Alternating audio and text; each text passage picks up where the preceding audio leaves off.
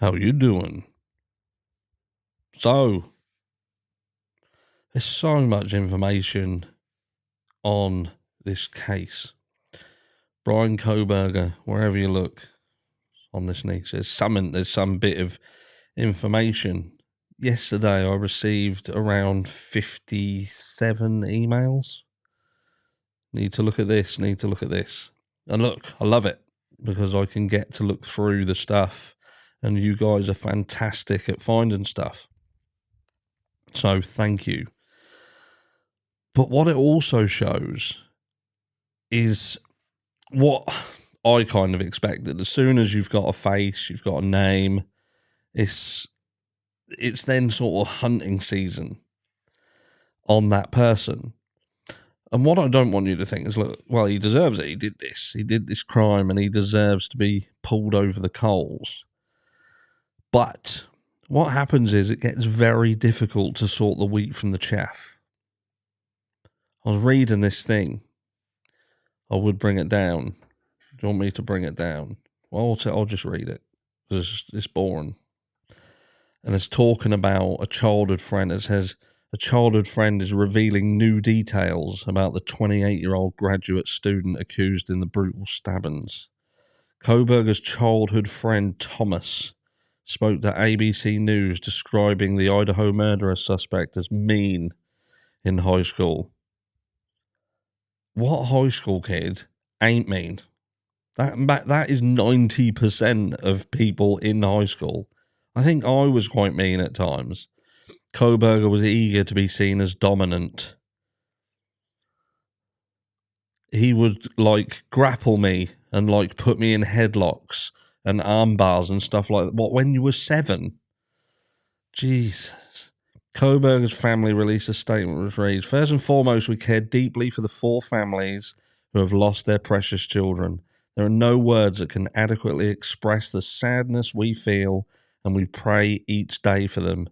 We will continue to let the legal process unfold, and as a family, we will love and support our son and brother. We have fully cooperated with law enforcement agencies in an attempt to seek the truth and promote his presumption of innocence rather than judge unknown facts and make erroneous assumptions. We respect privacy in this matter as our family and our friends, family and the families suffering loss can move forward through the legal process. But, yeah. So what, I just don't get it. People will send me information and it will be about the searches that were done around Hannah Clare and Hudson Lindau. Well, one thing I can tell you with pretty much absolute certainty is that Kohberger is no hero who has ridden in on a white stallion to do this crime in honor of these other fallen students, and he's doing this for retribution. That's pretty much a given that, and we're riding the tide here because at the end of the day, he's not been proven guilty of anything. He's been arrested on suspicion of something, and, we're seeing that there was indeed a DNA element in there, even though I got some weird comments saying that I was spreading false information about the blood and DNA. No, it was genealogy database matched him to anyway. Like I said yesterday, the troll comments on this channel are no longer tolerated. I will not even answer. I will not even comment. If there's a troll comment, if people are just being nasty, being horrible, whether it be to the channel, me, any of the subscribers, if I see it, you're gone. Done. See you later.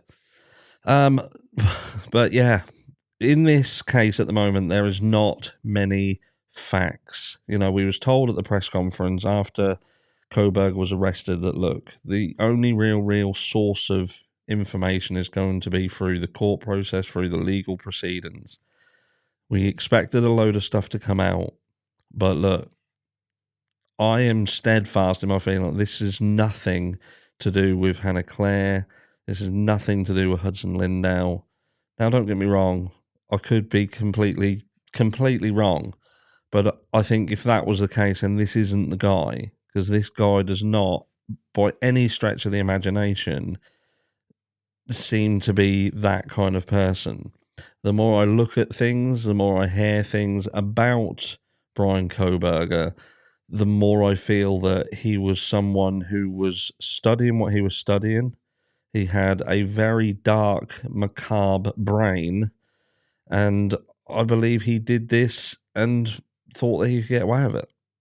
Simple as that. I think that this was something that he'd planned, he did, and this is only my thoughts based on what I can see that isn't insanity and isn't things that have spiraled out of control. You know, we're seeing things about the fact that they're saying he was stalking these victims for weeks. He was walking about wearing gloves even, and you know, it's, again, wheat and chaff. We're never going to know at this stage what's right and what's wrong. I'm sure that there is some truth in things, but I'm trying very hard to stay away from a lot of the information that's out there, because you just don't know what's right.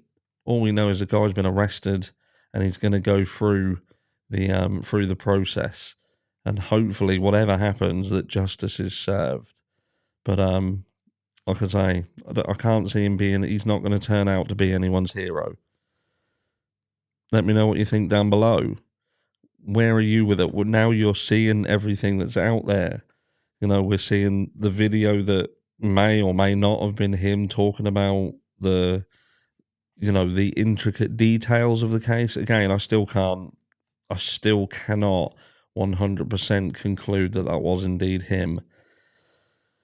And, you know, while he was at school, he got people in headlocks.